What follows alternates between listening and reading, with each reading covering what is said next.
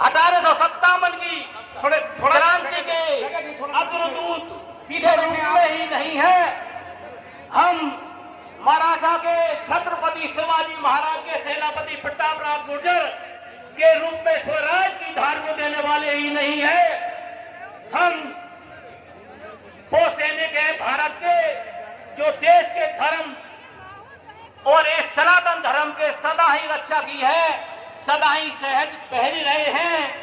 जब तक गुर्जरों पर शासन रहा, हमने अरबों को इस देश में घुसने भी नहीं दिया। इसलिए हम उस समाज से आते हैं और हमारे साथ समस्त एमबीटी की सरदारी है। इसलिए कह दो उन सरकारों से, हम वो समाज की जाति है जिन्होंने महाराणा प्रताप उदय सिंह की जान बचा करके मेवाड़ के राजवंश को जीवित रखा। इसलिए कह दो उन सरकारों से, हम सीमाओं पर डटकर सीना तान कर गोली चलाना भी जानते हैं और आकाश में वायुवीर बनकर राफेल उड़ाना भी जानते हैं। इसलिए सरदारों, जो फैसला साहब का फैसला होगा वह सर्वमान्य होगा।